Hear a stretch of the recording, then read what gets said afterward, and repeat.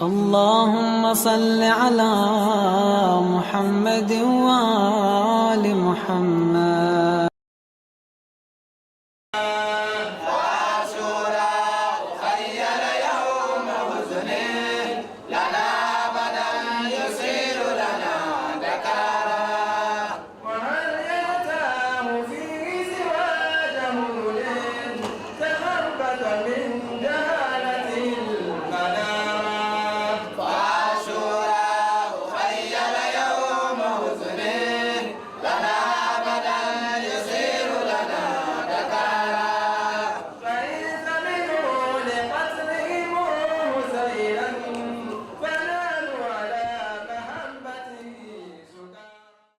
Cette commémoration est une lumière salvatrice.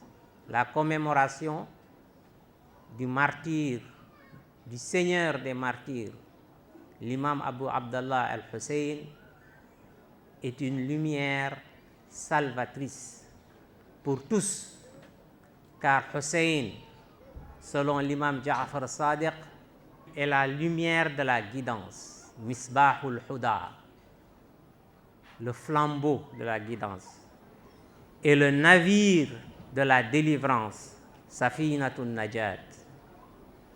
Ces deux titres, bien que partagés par tous les imams, tous les 12 imams de la sainte famille du prophète, lui sont particulières à cause de sa position unique de Seigneur des martyrs. À ce titre, le prophète l'avait interpellé alors qu'il était encore très jeune, en l'appelant affectueusement « Ô intercesseur de ma communauté ». Le rappel du martyre de Hussein et le ressentiment intérieur de deuil que nous devons cultiver en nous-mêmes est le meilleur moyen d'éliminer tous les obstacles apparents et cachés qui nous empêchent d'atteindre la félicité. Tout un chacun, quel que soit son degré de foi et de réalisation, a besoin de cette lumière pour aplanir les difficultés et faciliter la réussite dans son cheminement. Muharram, c'est un mois de deuil et de tristesse pour la famille du prophète et pour tous ceux qui aiment le prophète et les membres de sa famille. C'est le 10 du mois de Muharram que l'armée de Yazid a décapité l'imam Hussein, le seul petit-fils du prophète grand qui était là, et à Karbala. Et ils ont massacré la quasi-totalité de la famille du prophète ce jour-là.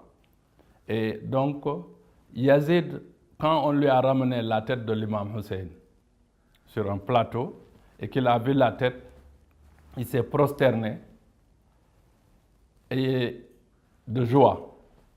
Et quand il s'est levé, il a dit « C'est dommage que mes grands-pères de Badr et de Uhud n'ont pas vu comment je leur ai vengé. » Et il a décidé de décréter ce jour-là comme un jour de fête, parce que c'est le jour de la victoire des Omeyyades sur les Hachimites, c'est-à-dire la famille du prophète. Maintenant, comme c'est Yazid qui était le calife à l'époque, et c'est lui qui a envoyé ses armées partout, et en particulier en Afrique, à travers l'Égypte, la Tunisie et jusqu'au Maroc, et c'est eux qui nous ont amené l'islam que nous pratiquons aujourd'hui. Donc, aujourd'hui, au Sénégal ou partout, le jour de Ashura, c'est un jour de fête, une grande fête. Mais dès que vous posez la question à quelqu'un, pourquoi vous fêtez ce jour, ils vous disent que c'est le jour de l'an. Mais le jour de l'an ne peut pas être le 10e jour du mois. Ensuite, le mois de Muharram n'est même pas le premier mois de l'année musulmane, parce que le premier mois, c'est le Rabi al-Awwal, ce n'est pas Muharram. Sinon, ils vont vous dire non, c'est ce jour-là que Moussa a une victoire sur Pharaon, où il y a eu tel et tel des événements heureux. Mais nous tous, nous savons que même si vous avez s'il y a un événement heureux chaque année, mais si un jour il arrive qu'on a un deuil, qu'il y a un massacre dans la famille, ce jour-là, s'il revient, le deuil va prendre toujours le dessus sur la joie. Donc pour nous, le jour de Ashura ne peut pas être considéré comme un jour de fête. Au contraire, c'est un jour de deuil et de tristesse pour le prophète, les membres de sa famille et tous les partisans du prophète et tous ceux qui aiment le prophète.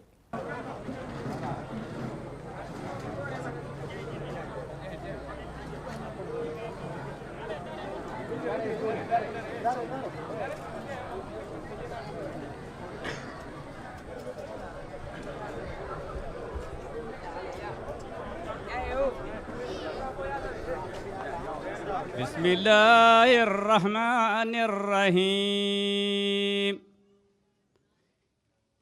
أما يتساءلون عن النبأ العظيم الذي هم فيه مختلفون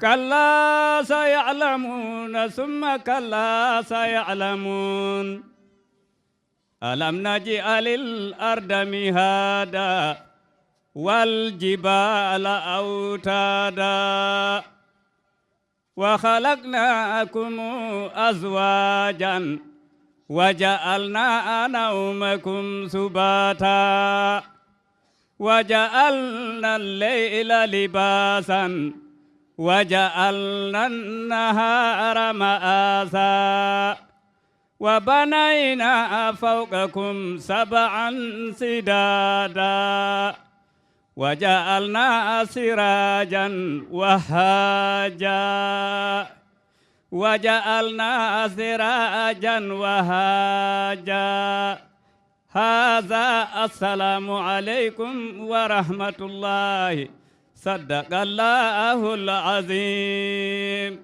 L'islam, c'est une religion de développement, c'est une religion de paix, c'est une religion d'amour, c'est une religion de partage. Mais pour qu'on puisse avoir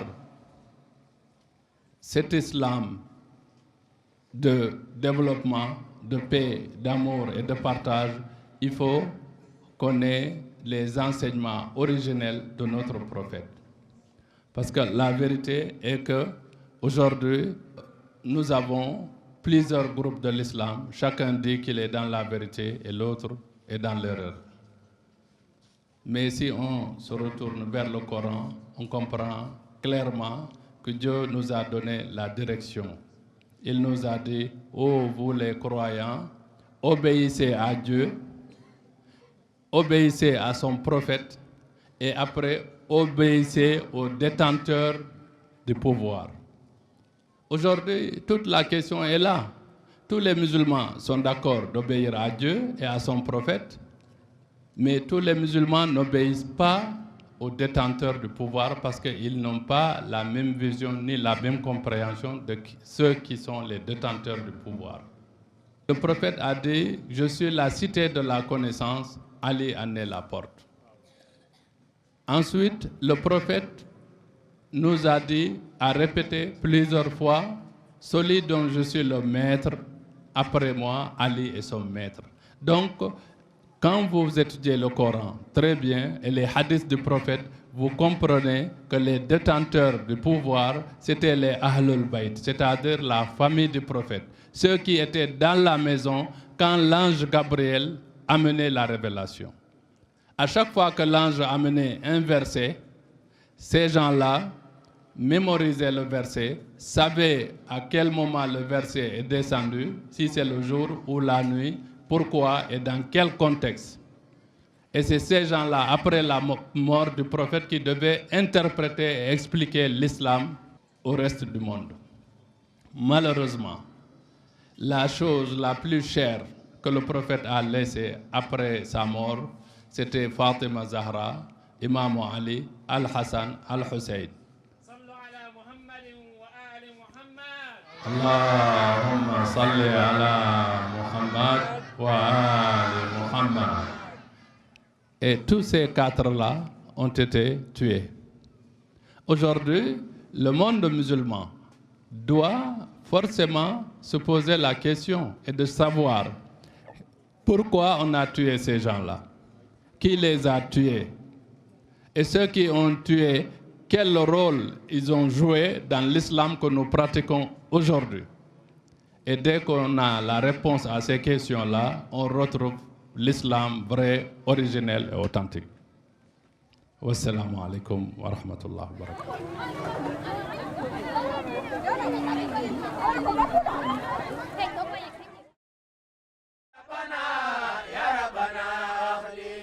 Allahumma salli ala Muhammad wa ali.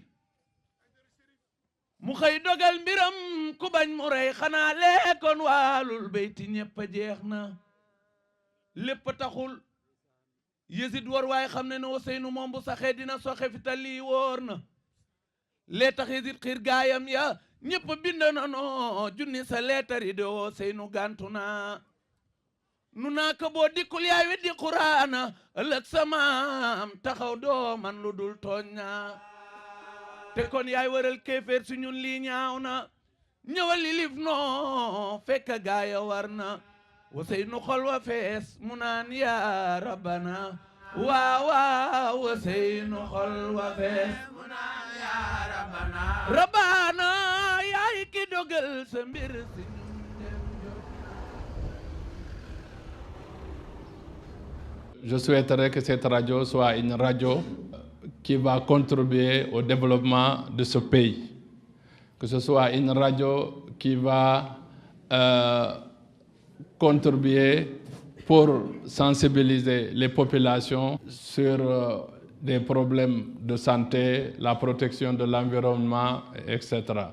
Mais je souhaiterais surtout que de cette radio ne sorte pas un seul mot qui va déranger une confrérie ou une communauté ou une autre religion. L'essentiel, ce que nous souhaitons, c'est que cette radio puisse contribuer au développement du pays. Voilà. Donc nous voulons une radio, comme j'ai l'habitude de dire, de paix, de tolérance, d'amour et de partage. C'est ça que nous voulons. À travers cette radio, qui est une radio culturelle, qui œuvre dans le social, l'environnement, la santé, l'éducation et le développement. Et tout ceci constitue des éléments qui sont vitaux pour le développement de notre pays. Et l'accompagnement de Chérif à l'action du gouvernement par ses actions est vraiment salué par les plus grandes autorités. Les actions comme ça sont à magnifier, à renforcer, à encourager, parce que ce qui le motive, c'est l'islam. Ce qui le motive, c'est l'éducation. Ce qui le motive, c'est la formation.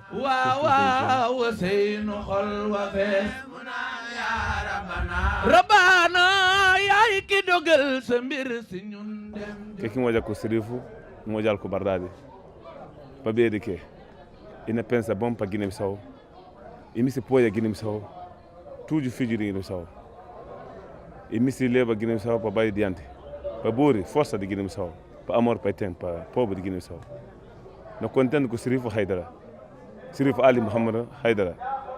E imi se pensa tisi grande coisa na Guiné-Bissau. Para povo Guiné-Bissau, para esse bikila. Para bori para não poder Sirifo, imi se põe a Guiné-Bissau. Para Guiné-Bissau, para ter educação, para bori, para ter sabedoria, para ler Al-Qur'ana de Guiné-Bissau, para fugir de Guiné-Bissau tudo. Quem se para ter sabedoria, sem câncer, para bem mati, para bem entrar na escola de Sirifo Hamad Haidara. Que gën fas organisation na Guinée-Bissau. Chérif d'abord programme makko programme idiɗo hen ko findinde yimɓe ɓe jangguinde yimɓe ɓe hoɗum woni le vrai l'islam original mo anduɗa ko a waɗat avancé mais a watta reculer en arrière wonta ko neɗɗo yiɗowo yimɓe ɓe a wonta neɗɗo waroɗo yimɓe donc min nde nafoori kam hen vraiment ɓuuri wadde attiré pour mi naata e Mousdahir ɓe daro hen kadi woɓɓe hewɓe naata hen fonno yetti Allah kono ko min ɓuri yettude Allah hande garɗo ha yimɓe garɗo ha fuɗɗi gollodade e muɗum ko jiimi e Serif ko alhamdulillahi rabbil alamina Fuladu yetti Allah. Nafoore kay nafoore kam somi ñaani hen nafoore ɗum ɓeydetaka saabu kala lewru min ɓeydoto. A note ne muito importante ko Casa de Mujdairi. No istali ciu anos minjeris no gostadi escusa de Mujdairi di ahalul bayti nona pidi Deus tudo ndek sirifu no ca kinkina judal pay judal manera di firmanta e Mujdairi lina Guinée Bissau. En tout cas o hollimi affaire l'islam woni mi hollude affaire dina woni wallude yimɓe ɓe surtout développement mon wadde affaire sengu sukaɓe. Ces idées pour le développement, ces idées pour l'islam m'ont vraiment frappé. C'est un homme qui s'investit beaucoup dans le développement comme lui aime bien à le qualifier, le développement de l'homme intégral à la fois spirituel et matériel. J'ai toujours moi-même pensé comme cela, c'est pour cela que très tôt, vraiment on a pu faire chemin ensemble et j'ai épuisé ses idées. Chérif, c'est difficile de le qualifier parce que c'est un homme exceptionnel qui a une vision qui dépasse quand même largement la vision de beaucoup de personnes, beaucoup même de leaders dans ce continent, dans ce monde-là. Donc lui, il voit très loin et là où il veut nous amener, c'est vers vraiment une société pleinement développée.